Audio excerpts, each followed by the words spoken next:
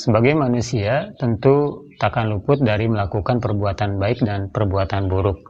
Sebaik apapun manusia, pasti suatu ketika bisa melakukan perbuatan buruk, disengaja maupun karena khilaf.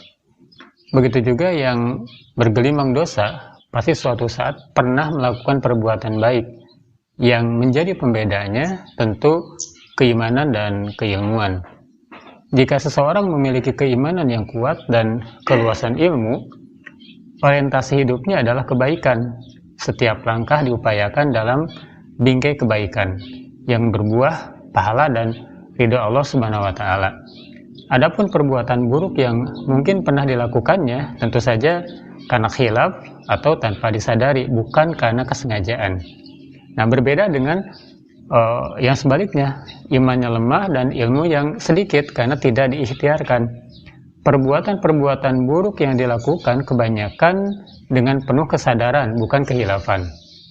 Bagi orang yang beriman, Allah SWT memberikan kabar gembira. Dalam surat Hud ayat yang ke-114, Allah SWT memberikan penegasan bahwa perbuatan baik itu menghapuskan dosa perbuatan-perbuatan yang buruk.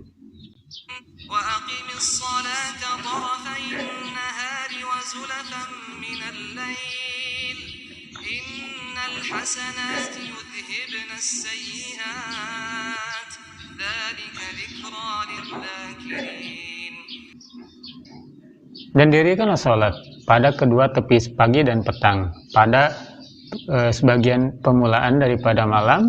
Sesungguhnya perbuatan-perbuatan yang baik itu menghapuskan dosa perbuatan-perbuatan yang buruk. Itulah peringatan bagi orang-orang yang ingat. Mengenai ayat tersebut, Ibnu Al-Arabi berkata, kebaikan akan menghapuskan keburukan baik sebelumnya maupun sesudahnya. Pelaksanaan kebaikan setelah keburukan itu lebih baik, karena perbuatan itu lahir dari hati dan berpengaruh dengannya. Maka jika ia melakukan kebaikan itu menunjukkan hatinya yang baik. Dan jika ia melakukan perbuatan-perbuatan yang baik, itu timbul dari pilihan hati sehingga menghapus keburukan yang telah dilakukannya. Pengertian menghapus dosa, artinya dosa itu akan lenyap dari catatan.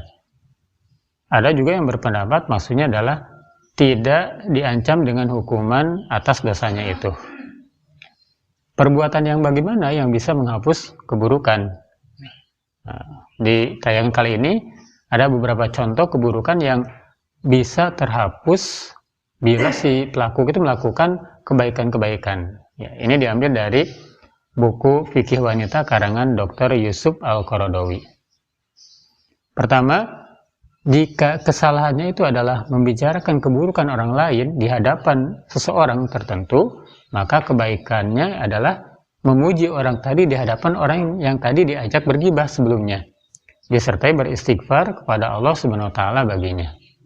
Yang kedua, jika keburukannya itu adalah mencela seseorang di hadapan manusia, maka kebaikannya adalah menghormatinya, memuliakannya, serta menyebutnya adalah dengan aneka kebaikan.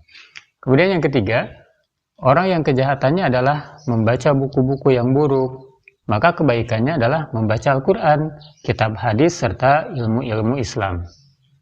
Contoh yang keempat, orang yang keburukannya adalah menghardik kedua orang tua, maka kebaikannya itu adalah dengan berperilaku sebaik-baiknya dengan kepada orang tuanya dan memuliakannya, serta berbuat baik kepadanya, terutama saat mereka telah lanjut usia. Kemudian yang kelima, orang yang keburukannya adalah memutuskan silaturahmi serta berbuat buruk kepada saudara, maka kebaikannya adalah berbuat baik kepada mereka serta berusaha menjaga persaudaraan walaupun mereka memutuskannya dan memberi mereka meskipun mereka belum pernah memberi.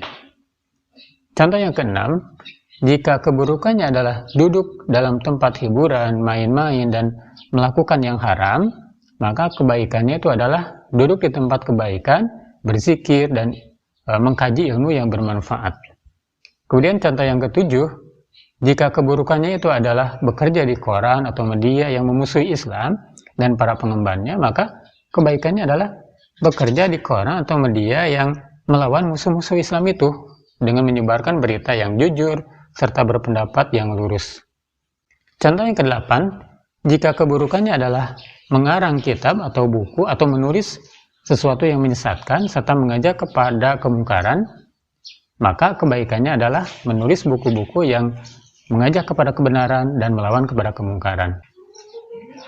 Itulah gambaran singkat mengenai aneka perbuatan baik yang bisa menghapuskan keburukan-keburukan. Ya, semoga yang menjadi sedikit panduan amal agar kita yang mungkin khilaf, berbuat salah, bisa memperbaikinya dengan amal baik sehingga keburukan yang pernah kita lakukan biasanya bisa terhapus dengan kebaikan yang kita lakukan sesudahnya. Semoga kita istiqomah di dalam menjalankan ketaatan. Semoga Allah SWT senantiasa memberikan kekuatan batin kita untuk menapaki jalan yang diridhoinya Allah. Amin ya Allah ya Rabbal Alamin.